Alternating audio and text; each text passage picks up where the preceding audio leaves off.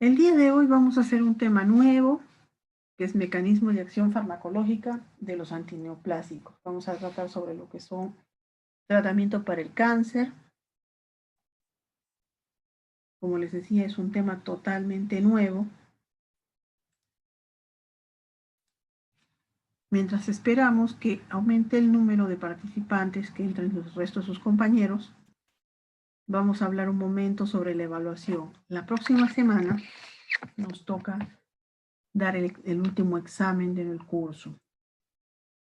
El examen va a ser como hemos dado en el primer examen, 5 preguntas con un tiempo determinado que va a ser de 12 minutos. Van a ser preguntas sencillas, tenemos muy pocos temas, son solo 3 temas los que vamos a ver. Son el tema de fármacos digestivos, fármacos respiratorios y el fármacos que vamos a ver el día de hoy, que son los antineoplásicos. Esos son los 3 temas que vamos a ver para el examen. Sobre esos 3 temas voy a sacar 5 preguntas y con eso vamos a evaluar. ¿Alguna pregunta o consulta al respecto? ¿Qué?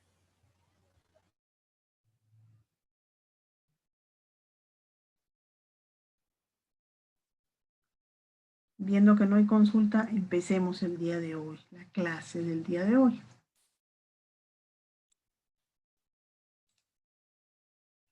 Los antineoplásicos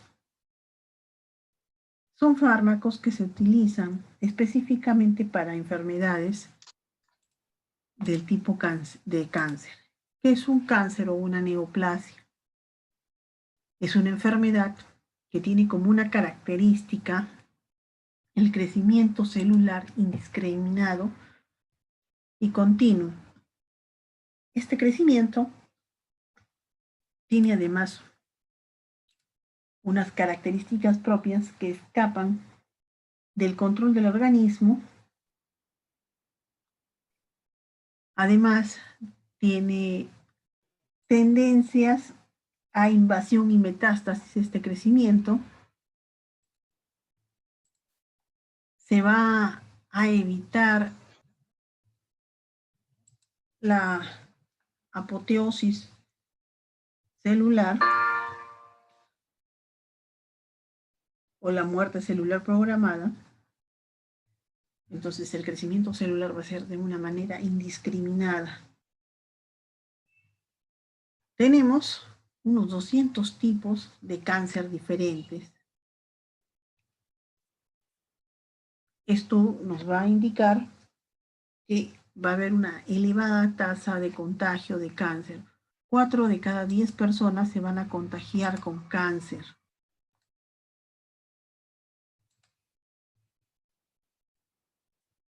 El tratamiento es un poco complejo al momento de darlo.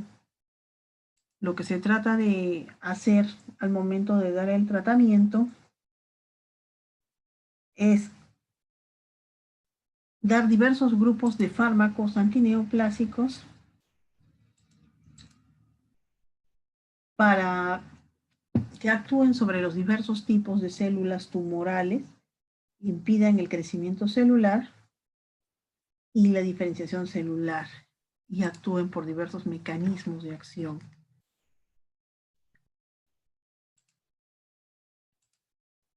Estas enfermedades se deben tratar a una dosis máxima tolerable por el paciente para producir la mayor cantidad de muerte celular. Eso debe ser de forma secuencial para optimizar el mejor resultado posible y permitir la recuperación de los tejidos sanos en general. Normalmente lo que se hace es que se combinan 2 fármacos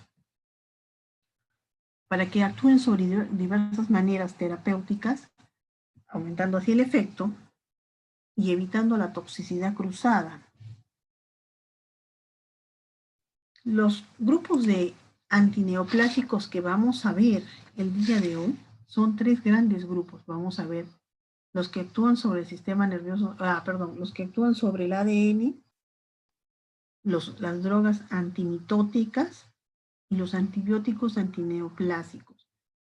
En el primer grupo de fármacos es decir, entre los antineoplásicos que actúan sobre el ADN, acá tenemos tres grandes grupos de fármacos. Tenemos a los agentes alquilantes, a los compuestos de coordinación con platino y a los antimetabolitos. Todos estos fármacos van a actuar de una manera parecida. Todos van a actuar ejerciendo su acción directamente sobre el ADN celular. Con esto visto, vamos a ver el primer gran grupo de estos antineoplásicos que actúan sobre el ADN. Es decir, vamos a ver a los agentes alquilantes. Estos agentes alquilantes, ¿cómo van a funcionar? Van a generar unos radicales alquilo que se van a unir a un sitio específico de las cadenas de ADN. Este sitio específico es a nivel de la guanina, pero no en cualquier lugar de la guanina, sino a nivel del nitrógeno número 7 de la guanina. Esta es una estructura de la guanina. Tenemos 1, 2, 3, 4, 5, 6, 7. A este nivel se va a unir un radical alquilo. ¿Y qué va a hacer este radical alquilo? Van a crear puentes cruzados y vamos a evitar la replicación. Si no hay replicación celular, no va a haber división celular, no va a formarse hijos celulares y por lo tanto se va a enlentecer la multiplicación de las células neoplásicas. El problema de estos fármacos es que no solamente va a atacar a las células con cáncer, sino también va a atacar a las células que se dividen de forma rápida. ¿Y cuáles son las células que se dividen de forma rápida? Tenemos ahí a los leucocitos, a los hematíes, a las plaquetas, al epitelio gastrointestinal, a las células del folículo piloso y las células germinales como los óvulos y los espermatozoides. En esta imagen vamos a ver un poco mejor cómo es el mecanismo de acción de estos fármacos. Hemos dicho que estos agentes alquilantes van a formar radicales alquilo que se van a unir a la guanina. Esta es la guanina. En las cadenas de ADN se va a unir a esta base y van a impedir la replicación celular, van a impedir que se formen más cadenas de ADN y que se separen estas dos cadenas. Al separarse, no va a haber una división celular correcta y por lo tanto, el crecimiento indiscriminado celular que teníamos no se va a producir.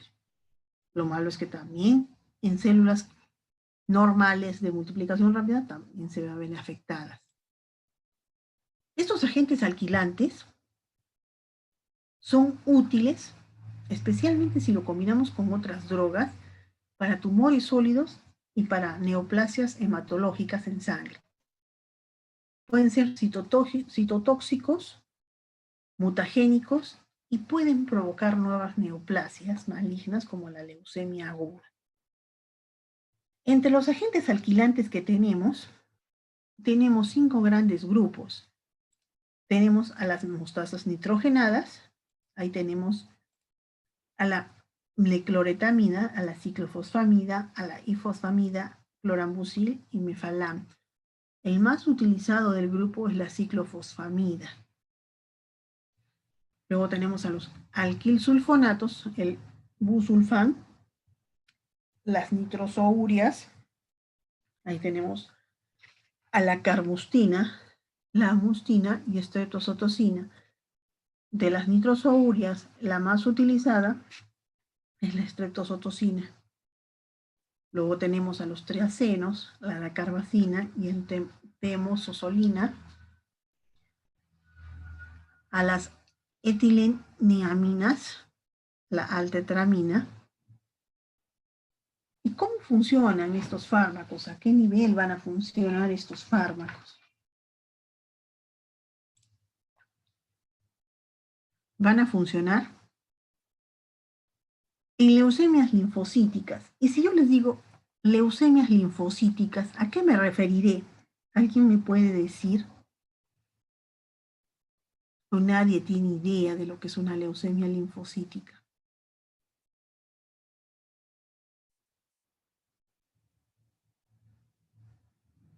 ¿Nadie quiere participar el día de hoy? Ya. Una leucemia linfocítica es un tipo de cáncer a la sangre y a la médula ósea, donde se van a formar células sanguíneas. Este tipo de cáncer se presenta generalmente o con mayor frecuencia en niños. Los signos y síntomas de esta leucemia linfocítica son fatiga, letargia, palidez, petequias, equimosis, todo lo que tiene que ver con la sangre. Además, hepatomegalia, esplenomegalia, infecciones frecuentes y el más clásico de todas las neoplasias, la pérdida de peso. Luego tenemos la leucemia mielocítica crónica.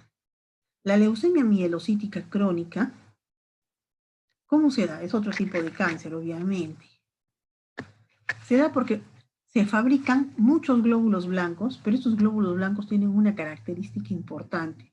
No son maduros, no cumplen la función para la que sirven estos glóbulos blancos. Y si no cumplen la función para la que sirven, ¿qué puede pasar con nuestras defensas? ¿Alguna opinión?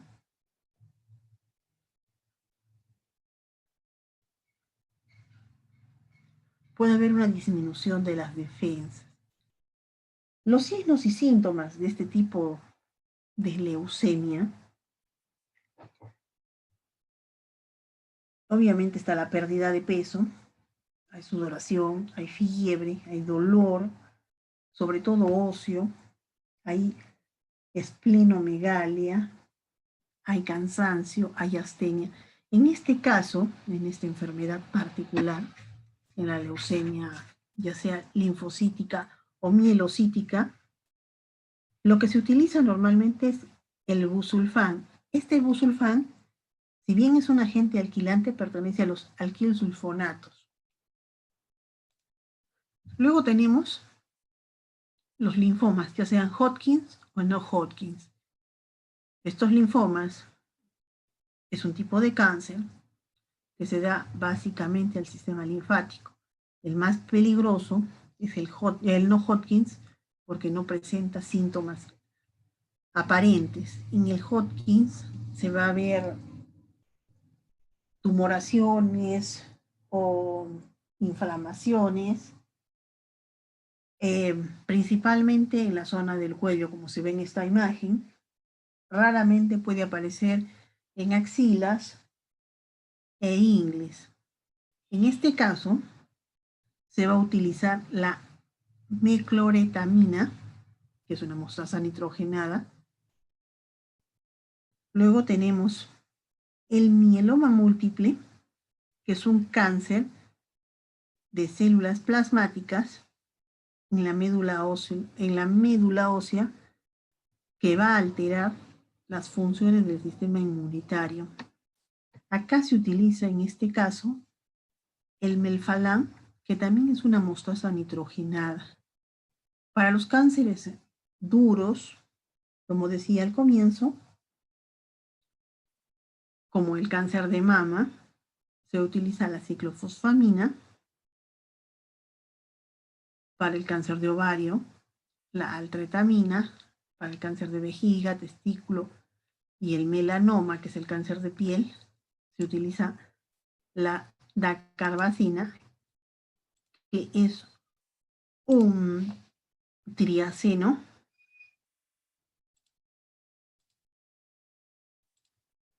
Y para lo que es insulinomas, que vendría a ser un tumor a nivel de páncreas con un aumento de la producción de insulina, se utiliza la streptozotocina, que es una nitrosourea, esta estreptozotocina, si bien es cierto, va a controlar el tumor en el páncreas,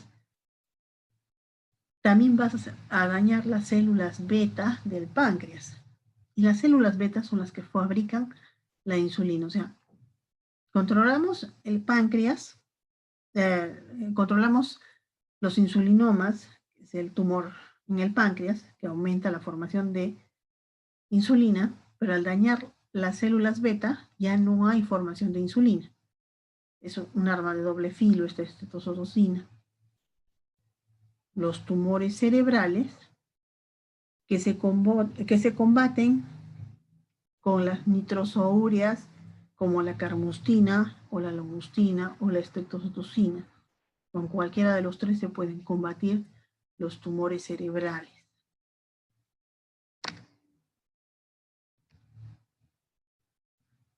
¿Cómo surge la resistencia a estos fármacos antineoplásicos, esos agentes alquilantes? Luego de que se administra un tiempo estos agentes alquilantes, va a haber la resistencia. ¿Y por qué va a aparecer esta resistencia? Porque van a aparecer sistemas de reparación del DNA. Entonces, esas cadenas que se desdoblaban y ya no se podían replicar, se van a reparar y van a permitir la duplicidad de la cadena y por lo tanto la formación de células hijas. Otro mecanismo de resistencia es que van a disminuir la penetración de la droga, en específico en las células neoplásicas.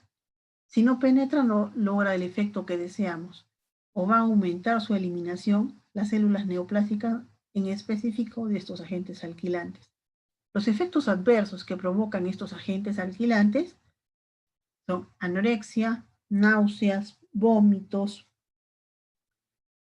diarrea, hemorragia digestiva. Lo que más se ve a nivel digestivo es los vómitos. Los vómitos son muy, muy fuertes con los agentes alquilantes. Además, va a haber la depresión de la médula ósea, y por lo tanto se va a ver anemia, leucopenia y plaquetopenia.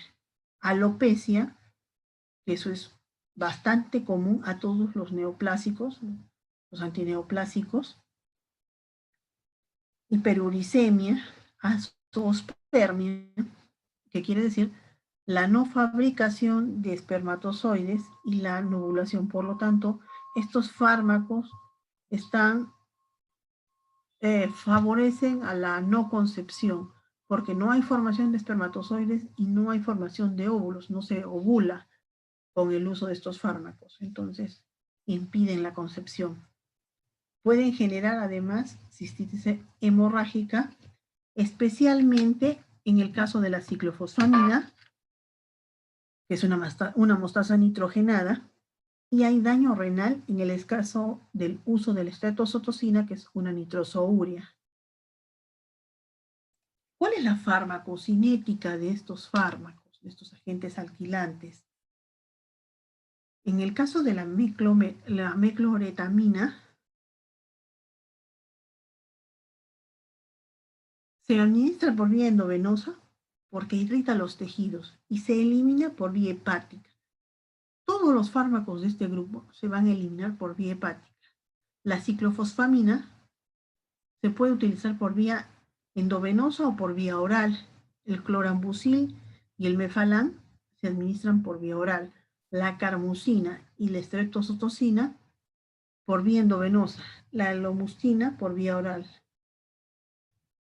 La dacarbazina por vía endovenosa, mientras que la altetramina y la termosolamina por vía oral.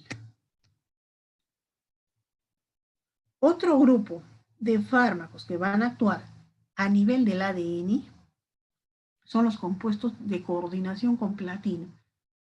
Van a actuar de la misma manera que los agentes alquilantes. Esto quiere decir que van a producir uniones entre el nitrógeno 7 de la guanina,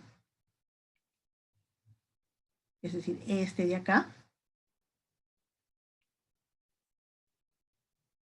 y van a impedir la duplicación del DNA y por tanto la división celular.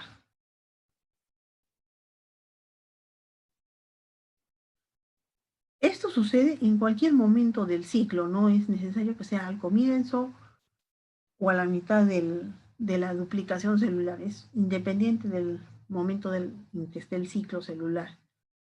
Estos fármacos se les va a utilizar especialmente en tumores sólidos, como en cáncer de testículo, de ovario, de vejiga, de esófago, de pulmón, de colon. Generalmente se les da asociado con otro antineoplásico para que actúe a otro nivel. No se les asocia generalmente con agentes alquilantes, sino se les pueden asociar con drogas antimitóticas o antibióticos antineoplásicos para que tengan dos dianas de acción, dos lugares de acción. Estos fármacos no disminuyen el sistema inmunológico y su resistencia se debe única y exclusivamente a que aumentan los mecanismos de reparación del DNA. Dentro de estos compuestos coordinados con platino, tenemos tres fármacos importantes: el cisplatino, el carboplatino y el oxaliplatino. El cisplatino se le utiliza especialmente en tumores germinales, en carcinomas epidermoides, en tumores de cuello, de cervix, esófago y vejiga, en cáncer de pulmón, de estómago, de endometrio, osteosarcoma, es decir, cáncer de hueso, neuroblastoma, que es el tumores en tejido nervioso, pero a nivel de la suprarrenal, de la glándula suprarrenal, o a nivel del cuello, tórax, abdomen o pelvis. Este neuroblastoma tiene una característica bastante interesante. Y esta característica bastante interesante es que generalmente solo va a aparecer en niños, pero en niños de una edad determinada. Y esa edad determinada es menores de 5 años. Luego tenemos el carboplatino, que se le utiliza como terapia de primera o segunda línea, cuando otros tratamientos han fallado, en carcinomas de origen epitelial, en el ovario. Cuando digo un carcinoma me refiero a un cáncer de tejido epitelial. También se le utiliza en carcinomas de células pequeñas en el pulmón, en células escamosas de cabeza y cuello. El oxaliplatino se le utiliza como droga única o como droga de combinación en el tratamiento del cáncer colorectal de origen metastásico. ¿Qué quiere decir? Que este cáncer colorectal no se inicia a este nivel, sino que es invadido después a nivel colorectal. Tiene que tener un origen en otro lugar. Y también se le utiliza en neoplasias ya avanzadas, en el cáncer de ovario o en el neuroblastoma, que era, como les decía, tumores en el tejido nervioso de la suprarrenal en niños menores de 5 años. La farmacocinética de estos fármacos, los tres son por vía venosa, endovenosa específicamente, y se les mezcla con cloruro de sodio, se les asocia con solución salina. En el caso del tumor de ovario, se le puede aplicar vía intraperitoneal. El cisplatino va a tener una unión a proteínas plasmáticas del 90%, lo que quiere decir que solo el 10% de la dosis de cisplatino que se aplica es la que va a tener un efecto, es la que va a trabajar. Estos fármacos van a alcanzar buenas concentraciones a nivel de hígado, riñón y ovario. Por eso es que esos son sus tejidos dianas, donde más se les va a utilizar. Penetran poco a nivel sistema nervioso central, por lo que no se les puede utilizar mucho a lo que es nivel tumores cerebrales, leucemias, por eso no se les utiliza ese nivel. Va a haber una excreción renal, pero es lenta. Por eso es que se utiliza una dosis a la semana, para que esta dosis demore toda una semana en metabolizarse y en eliminarse por completo. Los efectos adversos de estos fármacos, los más frecuentes que tenemos, son náuseas, vómitos. Estos son los que más se van a presentar. Ocurren una hora después de la administración y pueden durar hasta 5 días. Por eso digo, son los efectos más frecuentes, más graves.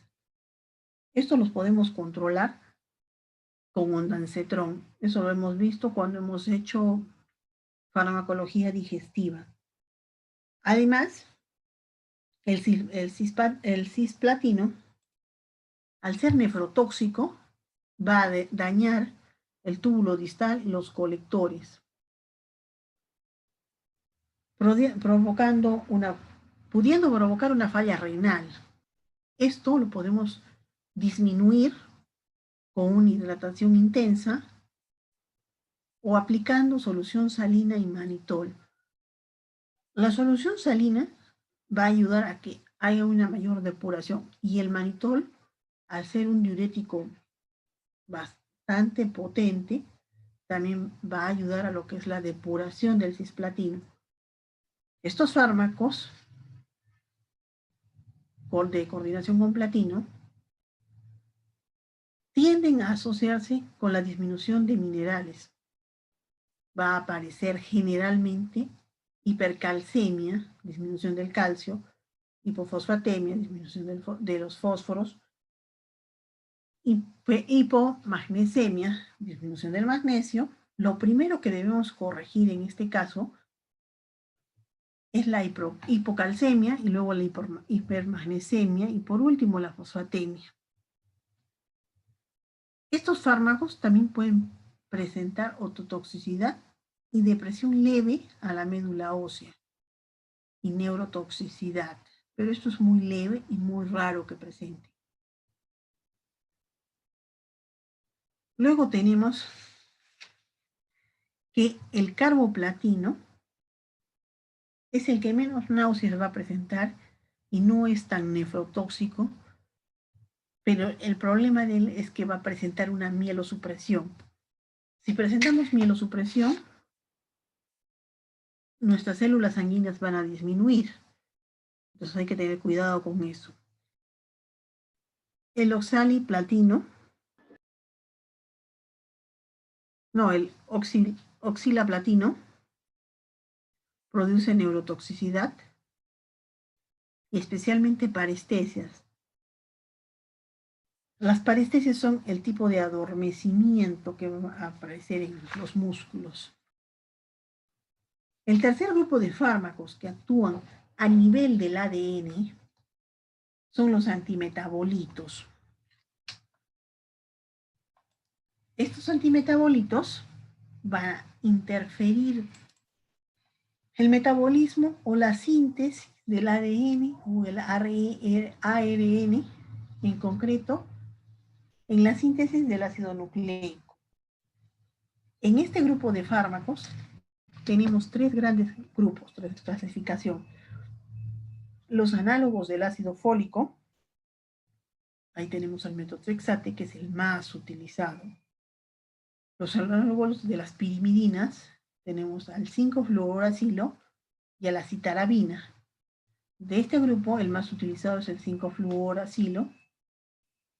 Y los análogos de las purinas, tenemos a la 6-mercaptopurina y a la 6-tioguanina. En realidad estos dos casi no se utilizan, ya están un poco fuera del mercado, por decirlo de alguna manera. De los dos, el que más se utiliza es el 6-mercaptopurina. La 6-tioguanina definitivamente ya no se utiliza para nada. Pero aún así, ya son muy poco el uso de los dos. El metotrexate, además de ser un antineoplásico, tiene otras funciones. Este metotrexate actúa de una manera interesante. ¿Y cómo es esa manera? Va a actuar antagonizando al ácido fólico. Y el ácido fólico, si les pregunto qué es, ¿qué me pueden decir de él?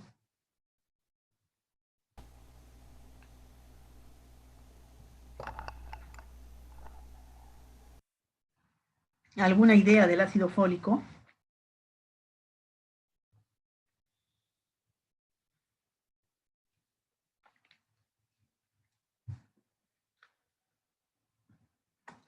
Lo dejaremos de tarea ya que no quieren contestarse, ¿verdad? Han perdido la lengua en Año Nuevo, parece. Van a inhibir la enzima de hidrofolato reductasa y por lo tanto no vamos a tener una forma activa del ácido fólico en el organismo y vamos a perder algunas reacciones bioquímicas importantes. A ver, parece que alguien está contestando por interno. María Luz Milio, sí. ¿Es una vitamina del complejo B? Sí. Es la B12.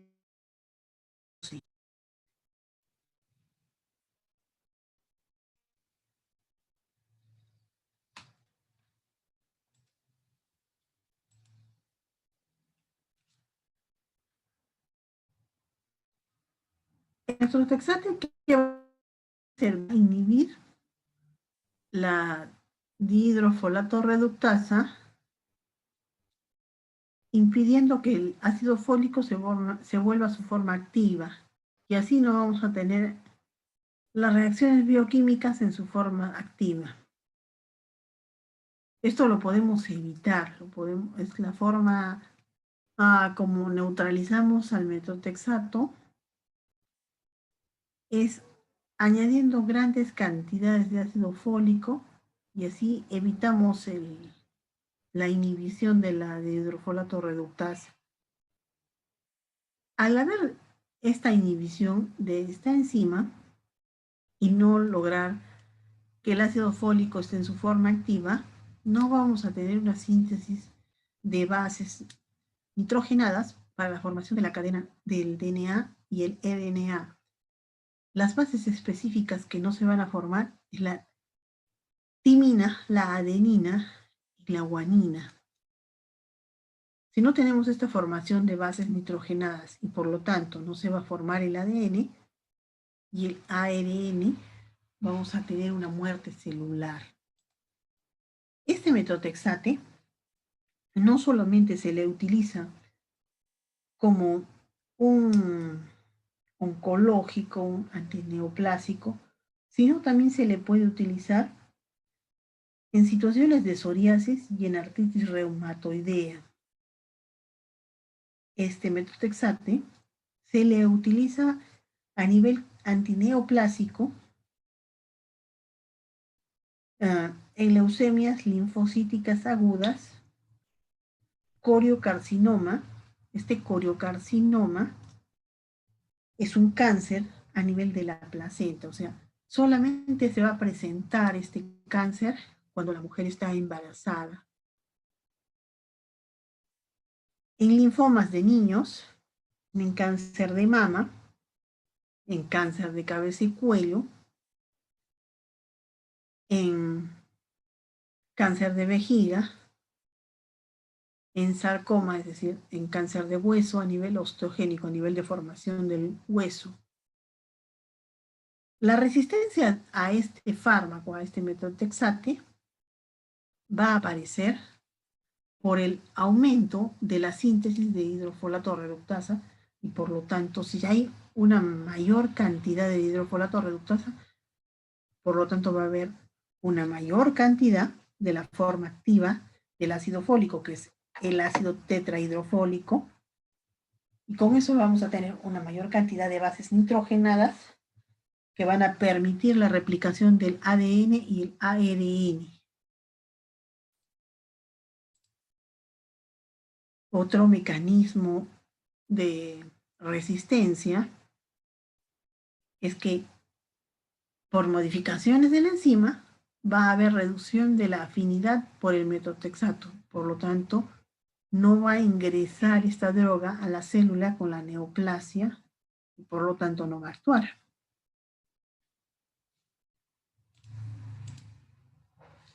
Las reacciones adversas para este fármaco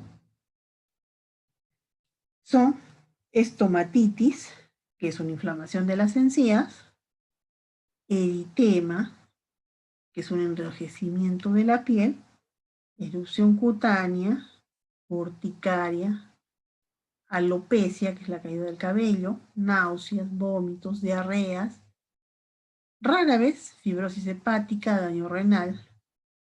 En los niños siempre va a provocar tos, dificultad respiratoria, cianosis, con infiltración pulmonar y fiebre. Esto mejora en el caso de los niños al suspender la droga. Ahora se puede administrar por vía intratecal. Al administrar en este caso, una de sus reacciones adversas más frecuentes es el meningismo, la cefalea y la fiebre. Muy raro aparece convulsiones. Este fármaco puede ser teratogénico, por lo tanto, no se puede usar en el embarazo. Clasificación X durante el embarazo, totalmente contraindicado. Otro antimetabolito que tenemos, importante, es la citarabina. Esta citarabina es un análogo de las pirimidinas, específicamente un análogo de la citosina, que ¿qué va a hacer? Va a convertir esta citosina en una forma de arabinósido de citosina, que se va a volver un falso sustrato y va a bloquear la síntesis del DNA. Entonces, si tenemos estas dos formas, esta de acá y esta de acá, esta es la citosina y esta es la citarabina, ¿con cuál podríamos hacer la cadena de ADN? ¿Cuáles son las bases nitrogenadas que se necesitan para hacer el ADN? Una de las bases nitrogenadas que se necesita es la citosina. Esta es muy parecida estructuralmente, pero además tiene una estructura de carbohidrato que es el alabinósido, que lo vuelve muy parecido, pero no viable para formación de cadenas de ADN. Si no se sintetiza el ADN, no hay replicación celular. Puede haber una resistencia por la disminución del ingreso de la droga a la célula, por la disminución de la fosforilización y la unión al grupo arabinósido, o por un aumento del metabolismo normal. Esta citarabina se le utiliza en leucemia mielocítica. Además, por vía endovenosa, se distribuye por todo el organismo, no va a atravesar barrera hematoencefálica. Se le puede usar por vía intratecal en leucemia meningea, metabolismo hepático y se excreta por orina. La toxicidad que va a presentar es la depresión de la médula ósea con neutropenia. Puede provocar náuseas, vómitos y diarreas. Y cuando se usa por vía intratecal, en algunos casos, puede provocar convulsiones.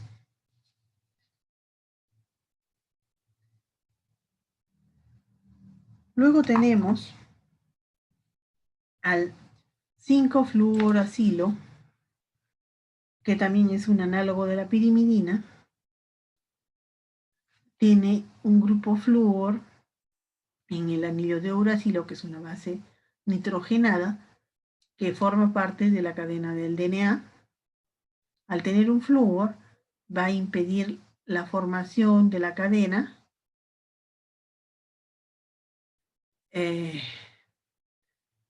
va a impedir la conversión del ácido desoxiuridílico en ácido timílico,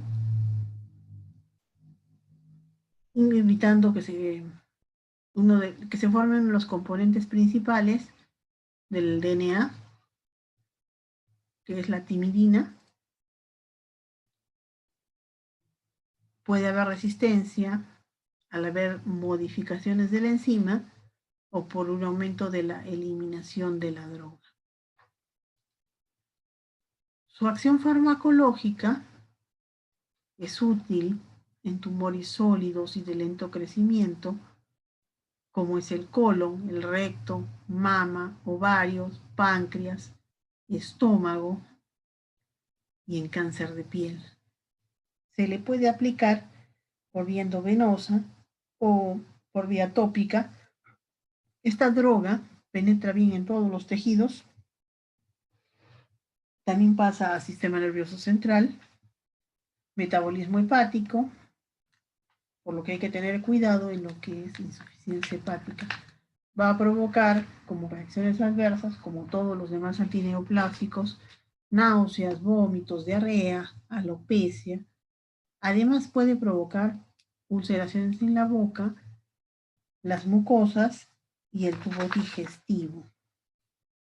Y por último, en lo que es antimetabolitos tenemos la mercaptopurina, que es un análogo de las purinas. Va a impedir la formación de la adenina y la guanina. Se va a incorporar esta mercaptopurina como un falso sustrato y va a impedir la replicación del DNA y el RNA y por lo tanto la multiplicación celular. Se le utiliza bastante bien en lo que es leucemia aguda, linfoblástica y leucemia mieloblástica. Además hay una droga que se generó a partir de esta mercaptopurina, que es la azatioprina, que posee una gran actividad inmunosupresora. La que en realidad se usa es la mercaptopurina. La azatioprina no se le utiliza tanto. ¿Alguna duda hasta el momento?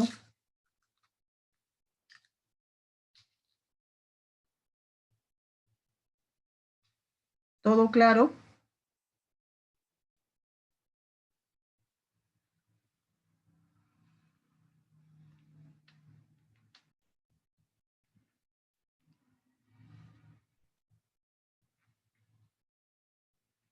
Seguimos entonces.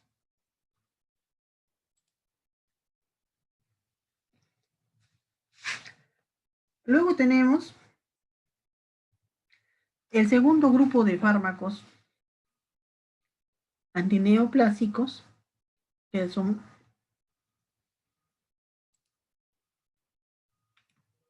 las drogas antimitóticas. ¿Qué es la mitosis? Eso sí lo saben porque lo hemos visto ya.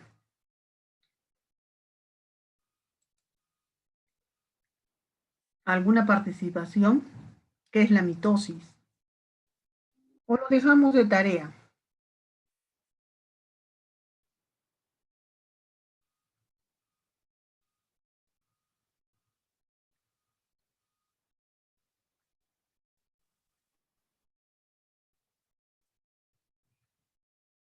Ya que quedará de tarea, ya que no saben qué es la mitosis. Dentro de las drogas antimitóticas, las más importantes son las drogas antimicrotúbulos. Acá tenemos a dos grandes grupos. Los alcaloides de la vincarrosea, tenemos a la vinblastina, la vincristina y la vinorrealbina, que es un derivado semisintético, y los taxanos. Acá tenemos al paclitaxel, que se obtiene a partir del Taxus brevifolia, y el docetaxel, que es un derivado semisintético del Taxus baccata. ¿Cómo actúan estos fármacos? Estas drogas antimicrotúbulos. Durante la mitosis se va a formar el uso mitótico,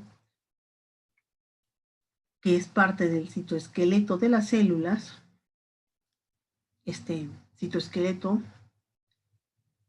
va a estar compuesto por cromatina y tubulina.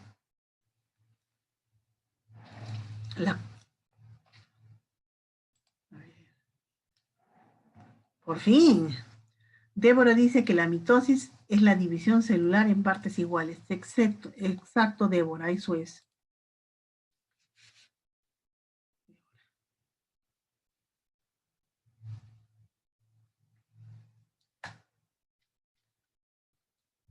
Con esta tubulina se van a formar los microtúbulos.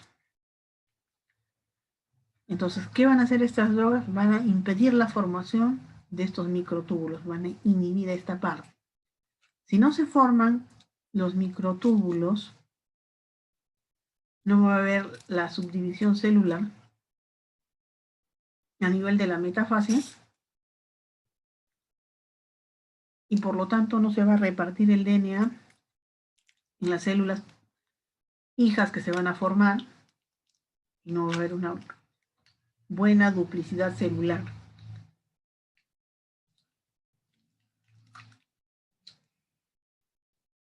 ¿Cuáles son las acciones farmacológicas de estas drogas? ¿Para qué son útiles? ¿En qué neoplasias son útiles? La vinblastina y la vincristina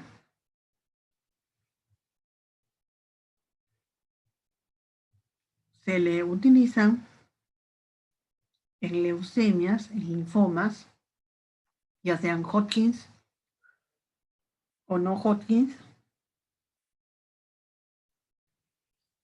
en tumor de Williams,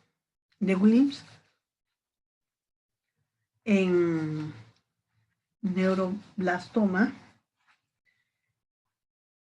El tumor de Williams es un tumor que va a aparecer sobre los riñones, provocando los síntomas clásicos. Además, va a haber dolor a nivel del abdomen, va a haber sangre en la orina, un incremento de la presión arterial, una anemia y frecuentes infecciones urinarias. La vinblastina sirve en cáncer metastásico de testículo, de vejiga y en linfomas. Y la vinorelbina se le utiliza en cáncer de pulmón. Estos fármacos, estas alcaloides, estas drogas antimicrotúbulos, no tienen una acción inmunosupresora, no bajan las defensas.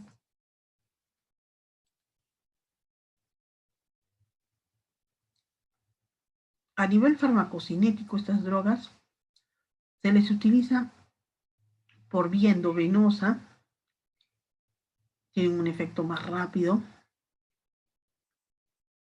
pueden llegar a una hiperuricemia, tienen un metabolismo hepático, se les va a excretar por bilis y por heces.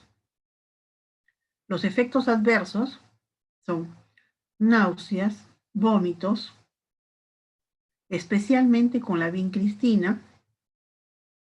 Además va a aparecer alopecia, flebitis, hiperuricemia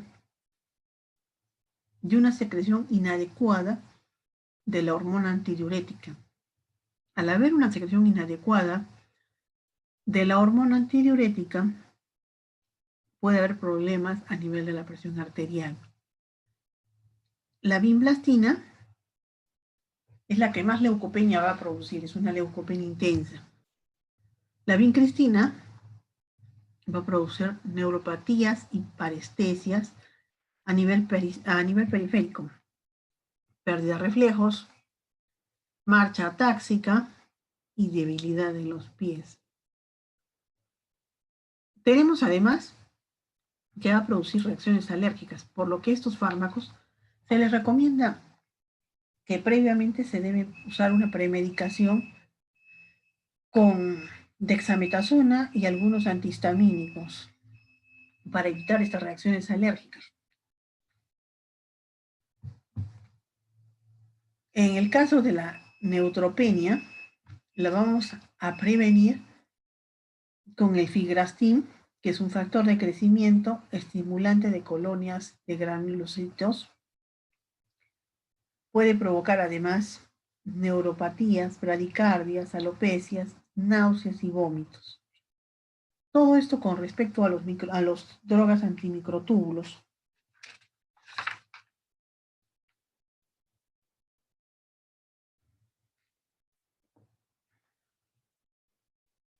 Luego tenemos que son útiles a nivel del cáncer de ovario, el cáncer de mama, pero esto a nivel metastásico.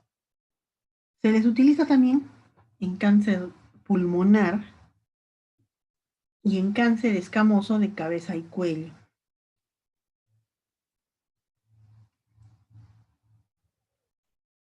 Se les puede administrar por vía endovenosa en periodos de 3 a 4 horas.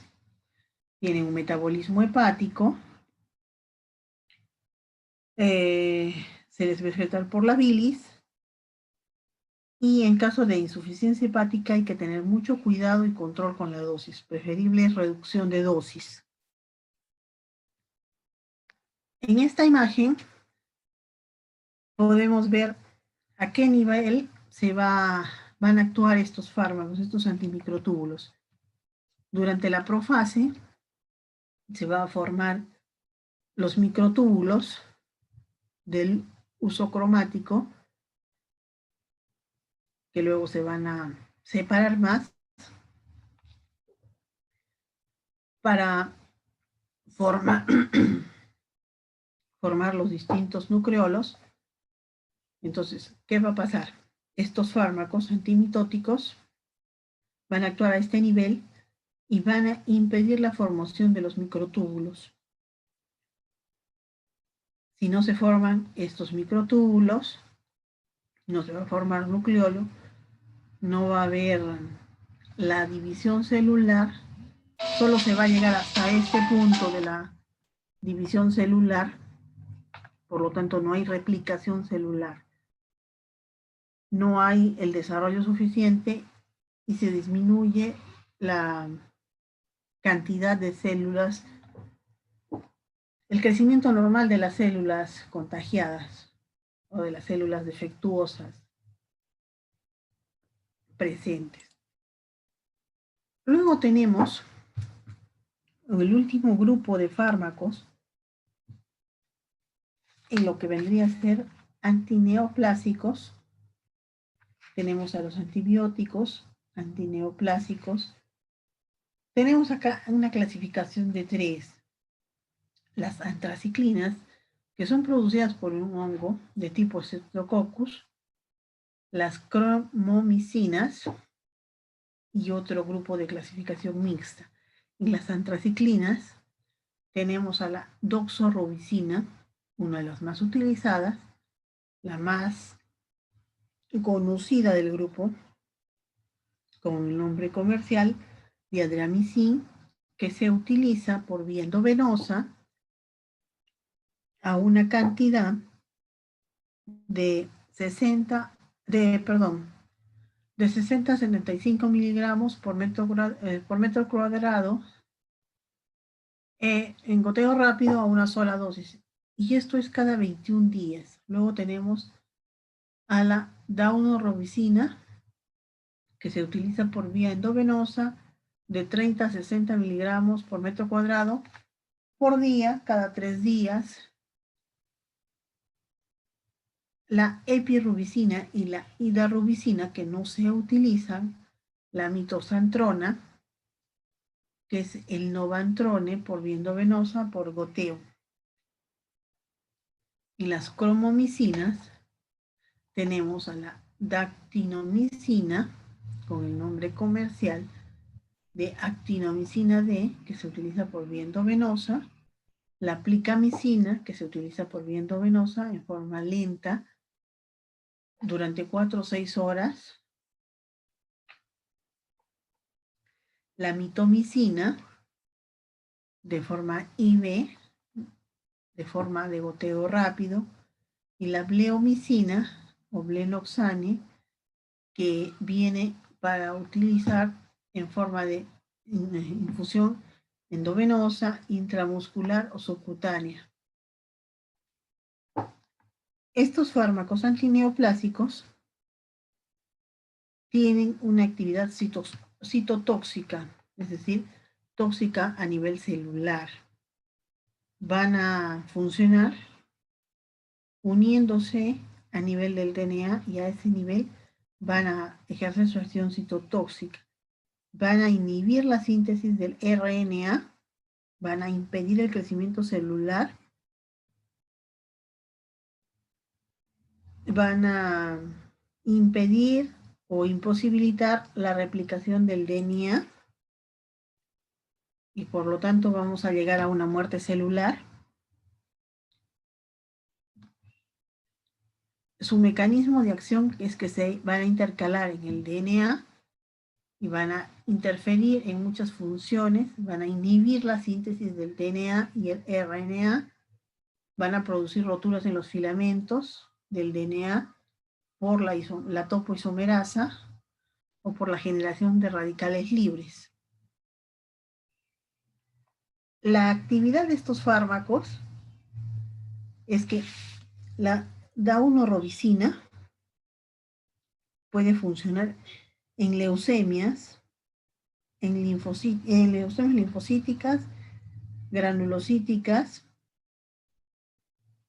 en leucemias no linfoblásticas, pero esto cuando se le combina con citarabina, si recordamos la citarabina es un antimetabolito, igualmente con la hidarubicina, que también es un antimetabolito. Esta daunorubicina solo funciona en tumores sólidos en niños y contra linfomas en adultos. La doxorubicina va a funcionar en leucemia aguda, en linfomas malignos, en tumores sólidos, como el cáncer mamario, en linfomas ya sean Hodgkins o no Hodgkins, en este caso, pero tiene que ser asociado a la ciclofosfamida, a la vincristina y la procarbazina. La ciclofosfamida y la procarbazina son agentes alquilantes. La vincristina es un agente antimicrotúbulo. También puede ser útil en el carcinoma de ovario cuando se le asocia con la ciclofosfamida, que es un agente alquilante. Además es útil en diversos regímenes quimioterápicos de carcinoma de mama, en carcinoma metastásico de tiroides. La doxorubicina es el mejor antineoplásico disponible. También funciona en cáncer de endometrio, de testículo, de próstata y de cuello uterino. Las mitosantronas tienen una actividad antitumoral específicamente para el cáncer de mama y leucemia. Las cromomicinas, la dictanomicina, se le utiliza específicamente en lo que es rhabdomiosarcoma, que es un tumor de tejidos blandos, de preferencia en niños. Este tumor se va a dar en músculo esquelético También sirve para el tumor de Wilms, que hemos dicho que es a nivel de los riñones en niños. También funciona en combinación con cirugía primaria, radioterapia y otros medicamentos como la vincristina, que es un antimicrotúbulo, y la ciclofosfamina, que es un agente alquilante. La plicamicina se utiliza para tratar de tumores testiculares, aunque actualmente ya no se le usa por sus efectos tóxicos. La bleomicina se le utiliza para tumores de células germinativas del testículo y ovario en cáncer testicular, administrado junto a cisplatino, a vincristina o a cisplatino y etoposído. También es útil en carcinomas escamosos de cabeza y cuello, esófago, genitourinarios. Se le puede usar en combinación con linfomas de Hodgkin y no Hodgkin. Luego tenemos a la mitomicina, que se le usa para cáncer de vejiga, instalándolo directamente en el tratamiento de este cáncer. Se le usa combinado con 5-fluoracilo, cisplatino o doxorubicina en cáncer de cuello uterino, de colon, de recto, de mama, vejiga, cabeza, cuello y pulmones. ¿Alguna duda hasta el momento?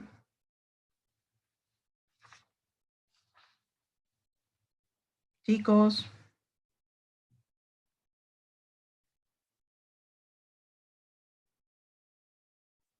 todo claro. Seguimos entonces.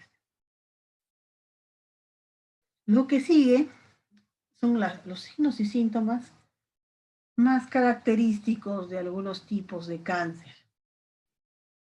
Por ejemplo, en el insulinoma, que ya hemos dicho es un cáncer de páncreas con aumento de la producción de insulina, vamos a tener alteraciones visuales, alteraciones del estado mental, coma, amnesia, convulsiones, palpitaciones, sudoración, temblores, aumento del apetito y obesidad.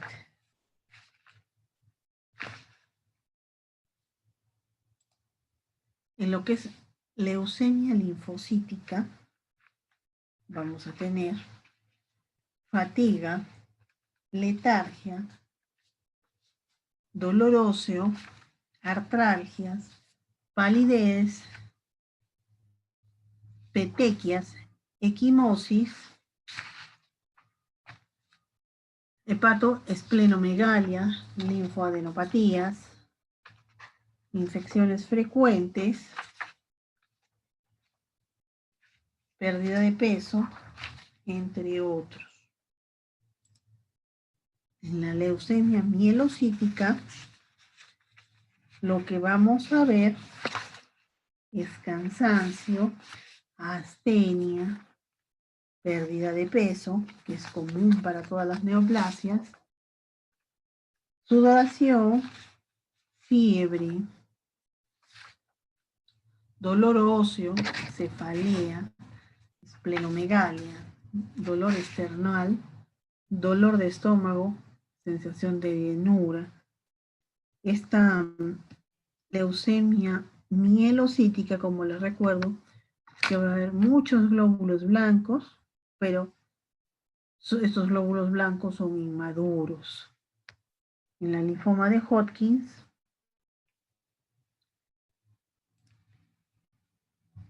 que es un cáncer de lo que es el sistema linfático, vamos a tener que es bastante asintomática. Lo que más va a presentar es fiebre, sudoración, la característica pérdida de peso y prurito.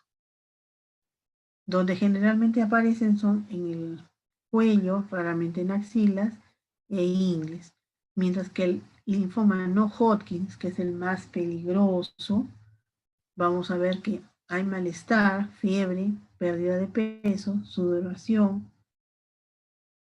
No vamos a encontrar nódulos, pero donde deben aparecer es en estómago, en cabeza y en cuello, en paladar blando. El mieloma múltiple, que recordarán que es el cáncer de células plasmáticas de la médula ósea, que altera el sistema inmunitario.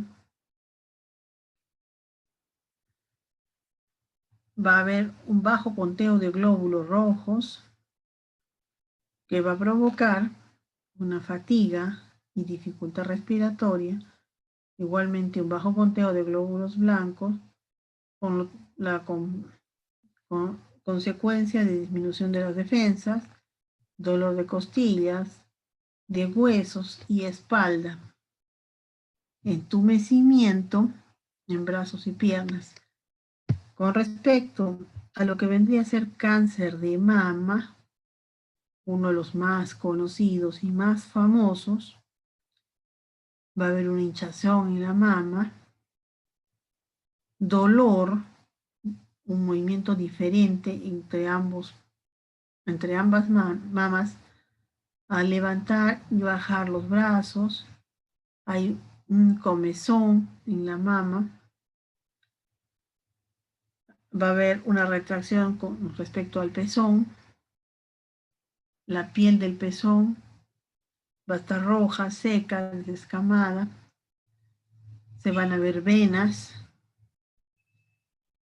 va a haber formación de costras o heridas en la piel del pezón o cerca al pezón, va a haber una formación de hoyuelos en la piel, como la piel de una naranja, secreciones por el pezón que no sean leche, ganglios linfáticos a nivel de axilas.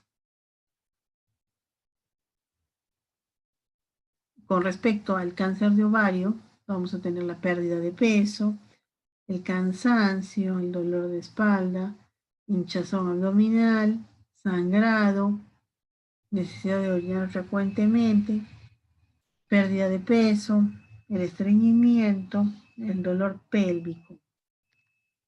En lo que es cáncer de vejiga, vamos a ver sangre en la orina, hematuria,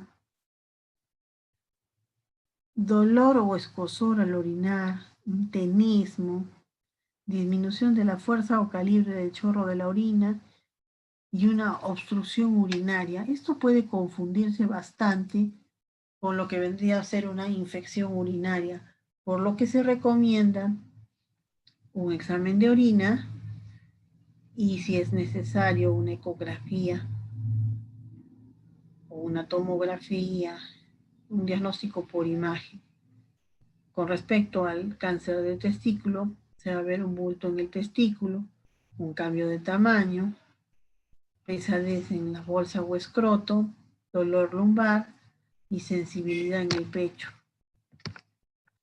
A nivel de lo que es cáncer de esófago y colon, en lo que es cáncer de esófago, hay una dificultad para deglutir de un 90%, pérdida de peso, tos, odinofagia, dolor, ardor retroesternal, ronquera, neumonía, hemóptisis.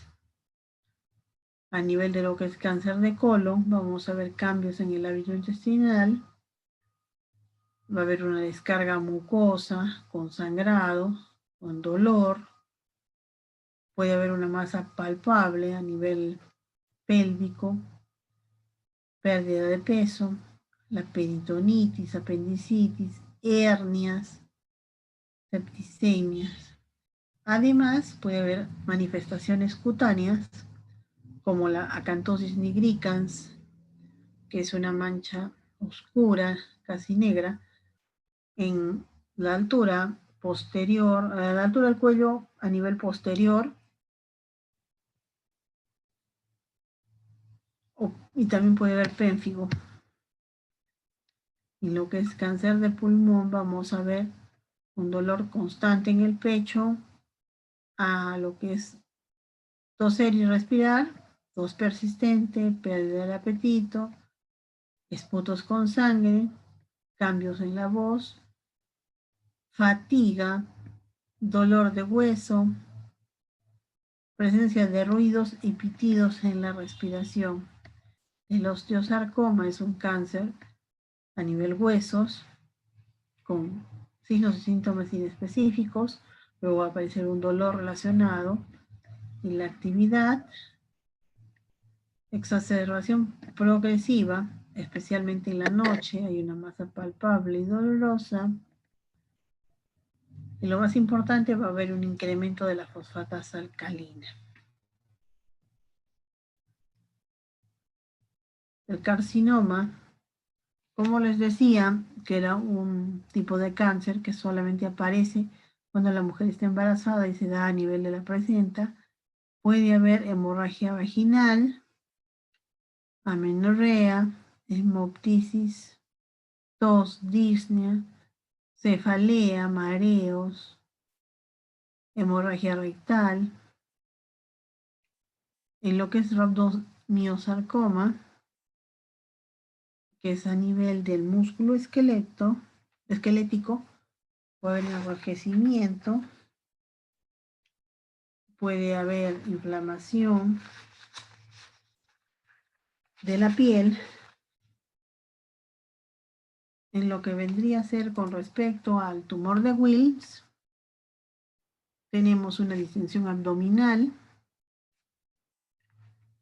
dolor abdominal, sangre en orina, hematuria, aumento de la presión arterial, fiebre, diarrea, la pérdida de peso importante que ya dijimos, infecciones urinarias, anemia y disnea. Y con respecto a los tumores cerebrales, los más graves, a mi parecer, obviamente van a depender del lugar donde aparece el tumor. Los signos y síntomas más frecuentes son dolor de cabeza, defectos neurológicos, que puede haber pérdida de fuerza, dificultad para hablar, epilepsias, alteraciones del comportamiento, del movimiento, de la sensibilidad, alteraciones de visión, de interpretación. Esto se debe a la aparición de una masa tumoral y al edema que va a haber a nivel cerebral. Con eso hemos visto todo lo que vendría a ser neoplasias y su tratamiento. ¿Alguna duda hasta el momento?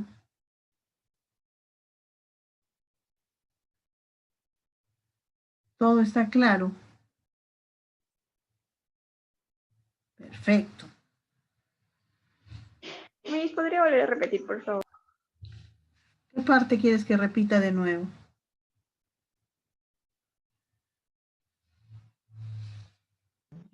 Desde hace un minuto atrás. No te escuché, ¿qué?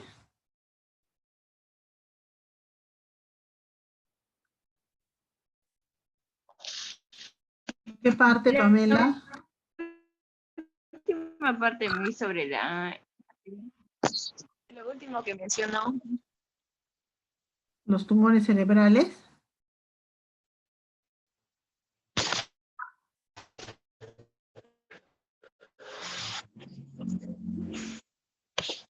Pamela.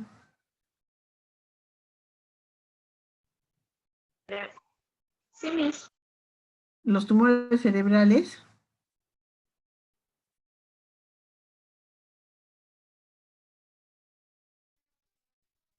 ¿Eso es lo que quieres que repita, lo que es tumores cerebrales? Sí, Miss. Ya, los tumores cerebrales, sus signos y síntomas dependen de la localización en donde se encuentre la masa o el tumor. Los signos más comunes y frecuentes va a ser el dolor de cabeza, los efectos neurológicos, es decir, el habla, los movimientos, la visión, la audición, el equilibrio. Todo depende de dónde esté localizada la masa y al nivel de edema que presente el paciente. Por ejemplo, si la masa se encuentra en el lóbulo frontal, el paciente va a tener dificultad para el habla, para el paladar, en el paladar, para sentir sabores, emociones, movimientos. Si es en el lóbulo temporal, va a ser audición. Si es en el lóbulo occipital, es visión. Si es en lo que es el nivel del lóbulo parietal, va a ser a nivel de la sensibilidad y la interpretación de ideas. Todo eso es con respecto a tumores cerebrales. ¿Por qué me refiero que los tumores cerebrales son los más complejos, los más peligrosos? Porque son los más difíciles de diagnosticar en general. Se puede confundir un dolor de cabeza con una migraña simple. Los efectos neurológicos se pueden confundir con otras cosas. No hay cómo diagnosticarlos claramente y es un poco difícil que te recomienden una tomografía cerebral, que es la única forma para poderlo determinar si es un tumor o no. Particularmente como una experiencia de vida, yo les voy a contar que yo tuve un paciente cercano con un tumor cerebral. Se le detectó el, el tumor. En realidad no se sabía qué era. Fue una persona bastante allegada a mí. No era mi familia, pero era bastante allegada.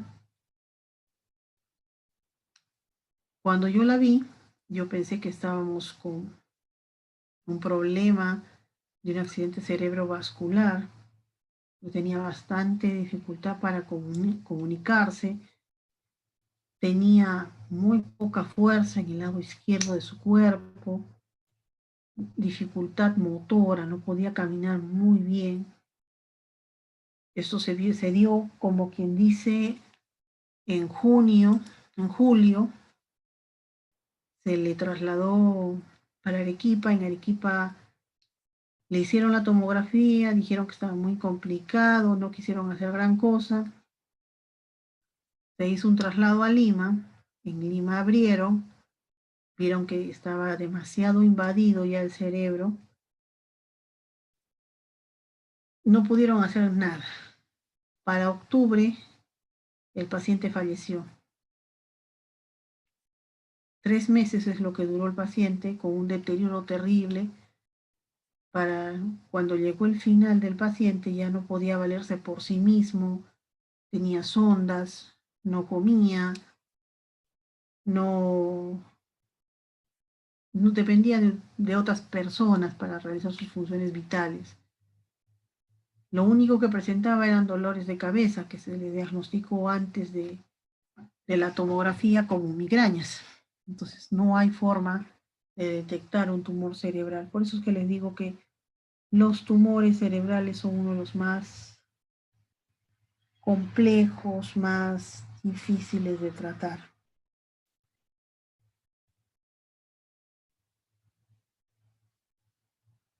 ¿Alguna otra duda?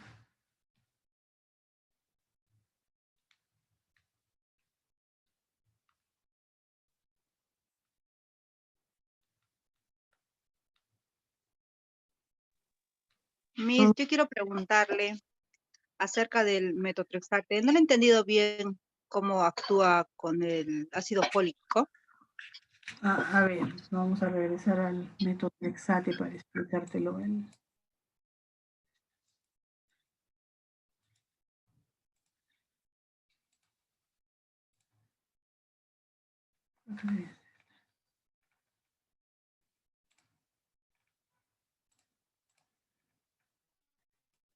Ya. El ácido fólico, si bien es cierto, es una vitamina bastante común que la utilizamos para varias funciones en el organismo, una de sus funciones principales es que al convertirse en su forma activa, que es el ácido tetrahidrofólico, este ácido tetrahidrofólico se va a convertir a su vez en bases nitrogenadas que van a formar parte de la cadena del ADN de cada persona. Estas bases nitrogenadas van a ser la timidina, la adenina y la guanina. ¿Cómo va a actuar el metotrexate? Va a impedir que se convierta de ácido fólico a ácido tetrahidrofólico. ¿Y esto a qué nivel? Va a inhibir la enzima que lo va a convertir. ¿Cómo es esto? Tenemos el ácido fólico por un lado, que tiene que llegar a ácido tetrahidrofólico. ¿Y esto cómo se logra? A través de la enzima dihidrofolato reductasa, vamos a llegar a esto. Entonces, el metotrexate, ¿qué va a hacer? Va a inhibir la enzima. Si se inhibe, no se llega a la forma activa. Si no llegamos a forma activa del ácido fólico, no se van a formar esas bases nitrogenadas para formar las cadenas del ADN. ¿Me entendieron o no me entendieron?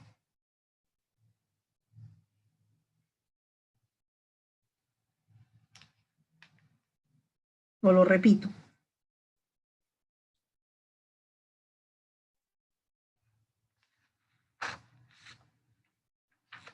Chicos. Una vez más, Miss, por favor. A ver, vamos a ver la pizarra. Ahí me van a entender mejor. A ver. Tengo acá ácido fólico. Vale.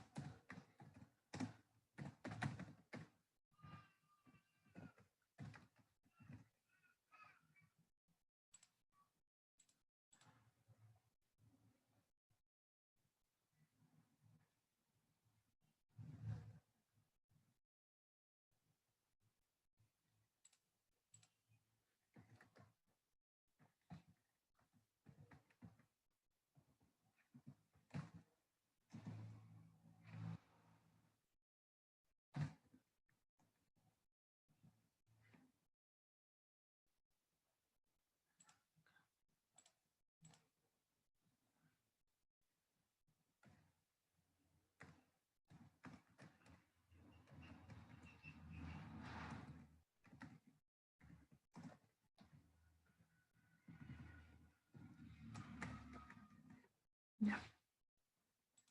A ver. Vamos una flecha.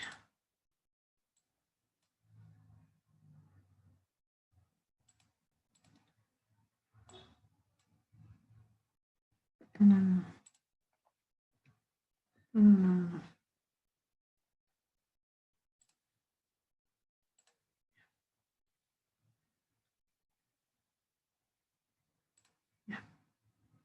El ácido fólico se va a volver ácido tetrahidrofólico, que es la forma activa, ¿sí? Eso sí lo entendimos.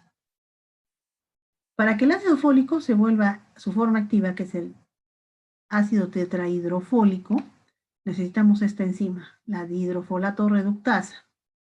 Una vez que hemos tenido esto, el ácido tetrahidrofólico, este ácido tetrahidrofólico, ¿qué va a hacer? Este ácido tetrahidrofólico va a hacer bases nitrogenadas, que son la adenina, la timina y la guanina. Esta adenina, timina y guanina, a su vez, va a formar, ¿qué? Va a formar el ADN de cada persona. Esa es una función importante que cumple el ácido fólico. ¿Qué va a hacer el metotrexate? El metotrexate va a decirle, bueno, ¿sabes qué? Tú me caes gordo, hidrofolato reductasa. Entonces yo voy a venir y te voy a caer encima y no te voy a dejar hacer nada. Si le cae encima y no va a dejar la conversión de ácido fólico a ácido tetrahidrofólico, ¿podremos formar cadenas de ADN? No podremos formar. No, ya no se podría formar, Miss. Ya, ese es el mecanismo del metotrexate. Básicamente es eso. Vamos a obstaculizar a esta enzima. No vamos a llegar a una forma activa del ácido fólico. Si no tenemos una forma activa, no vamos a formar bases nitrogenadas. Si no tenemos estas bases nitrogenadas, no tenemos ADN. Si no tenemos ADN, no se puede replicar nuestras células. ¿Y en qué consiste el cáncer? En una replicación excesiva de las células. Crecimiento excesivo, indiscriminado, que no sigue un orden preciso, no sigue la apoptosis, que es la eliminación de células adecuadas. Cuando hay muchas células, viene la apoptosis y mata las células que ya no deben estar, que están de por gusto. Entonces, si no tenemos ADN suficiente, nos podemos replicar celularmente.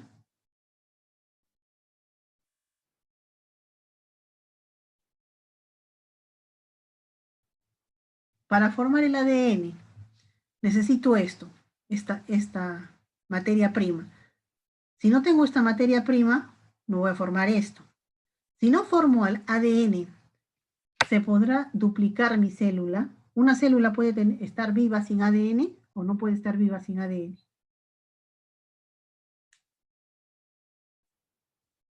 ¿Qué opinan?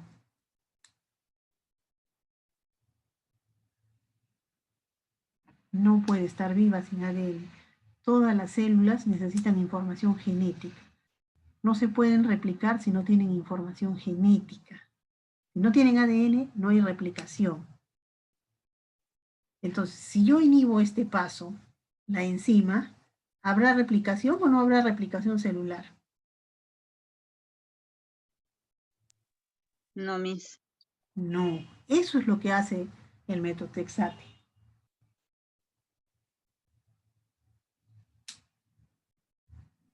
Miss, ¿y este metotrexate actúa como un inmunosupresor? El metotrexate tiene un efecto, pero es un efecto bajo, no es un efecto muy, muy alto.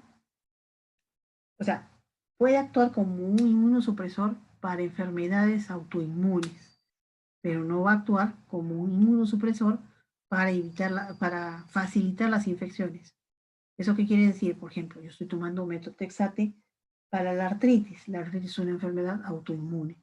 Va a disminuir esta enfermedad, la va a disminuir, pero no va a lograr un efecto de que mis defensas disminuyan y pueda entrarme, por ejemplo, el COVID. Por eso su efecto inmunosupresor es relativamente bajo. ¿Sí? ¿Me entendieron?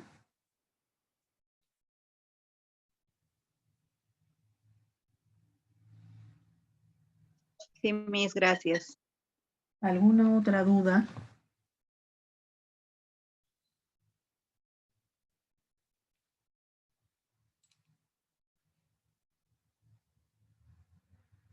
Ya, viendo que no hay otra duda, voy a aclarar otro punto que tenemos en stand-by. El otro punto es, la próxima semana tenemos el examen.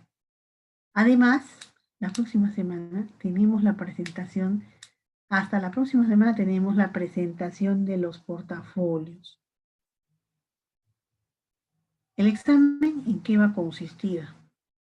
Como siempre, 5 preguntas, tiempo 12 minutos, todo por la plataforma, en el horario de clases, es decir, igual que hoy día.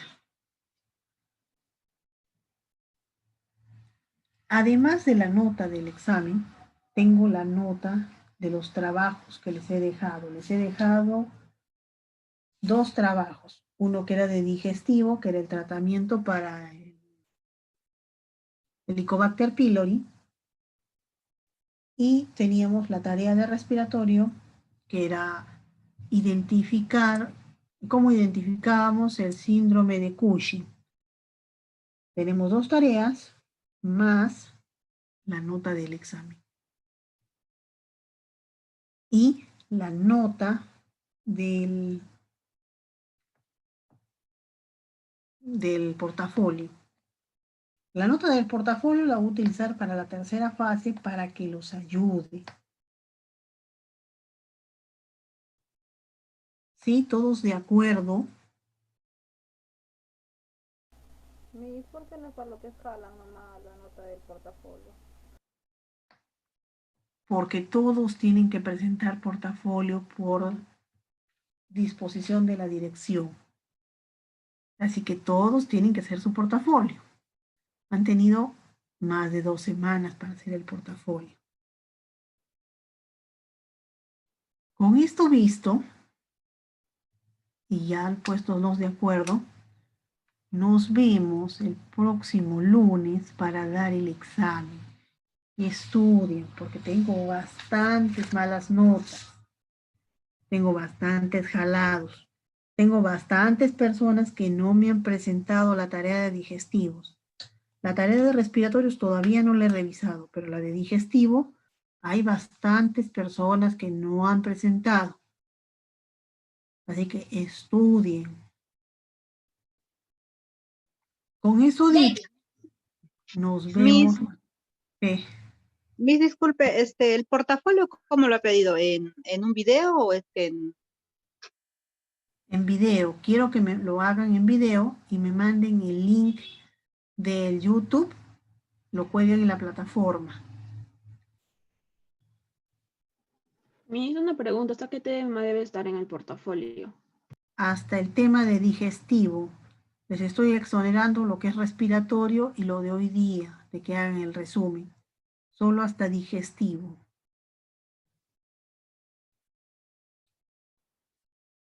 ¿Alguna otra duda? Consulta. El examen de esta semana que viene va a ser de tercera fase, ¿verdad? La tercera fase, vamos a tomar digestivo, respiratorio y neoplásicos, lo que hemos visto el día de hoy. Ya, Miss, gracias. ¿De que alguna otra consulta? ¿Todo claro? Me hizo una preguntita, más o menos como cuál podría ser una pregunta, más o menos para ir preparándonos. No he revisado todavía, no he hecho ni media pregunta, no les puedo decir qué les voy a tomar porque no tengo idea lo que voy a tomar. Recién voy a ver. Pero ya saben más o menos cómo me gusta a mí preguntar.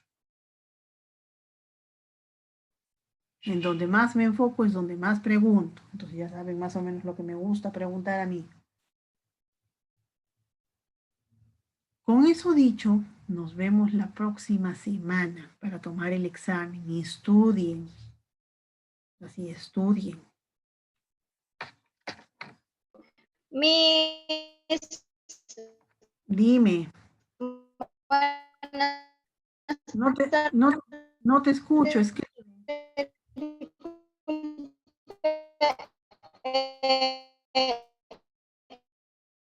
no te escucho. también se va a dividir en 2 grupos, ¿verdad? Para el examen.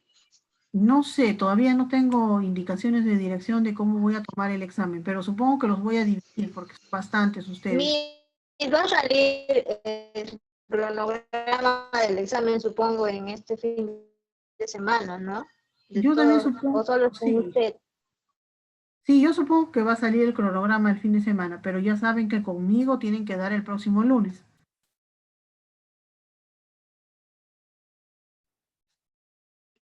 ¿Me escucha? Sí, te escucho. Miss, supongo que se va a dividir en 2 grupos. Bueno, mi sugerencia era de que podría empezar entonces el grupo más pequeño para así después empezar con el grupo más grande, que somos los de cuarto, para que no haya el problema de la plataforma para el día del examen. Voy a ver qué disposiciones da la directora y ya les informo.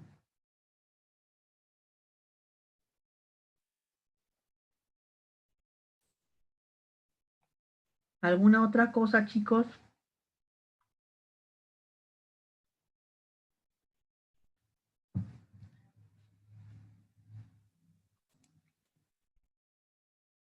Miss, por ejemplo, en el caso de las tareas que dejó acerca del síndrome de Cushing, en algunos en la plataforma salía que la tarea estaba retrasada por 90 días.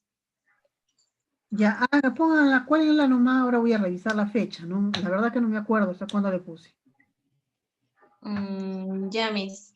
Ya, Sí, porque gracias. he visto que en los de sexto hay ese problema, que yo le pongo fecha de actual y se cambia, no sé por qué se está cambiando, pero sí lo he notado eso. Ya, Miss. Sí, Miss, a mí también me ha pasado. Fui a revisar y decía, digamos, tienes 3 días para entregar, pero otra vez reviso más tarde y me dice que ya está vencida, ya se había pasado ya. Sí, yo también he visto eso. Mándenlo nomás y ya lo voy a revisar. Ya, Miss. Listo, chicos.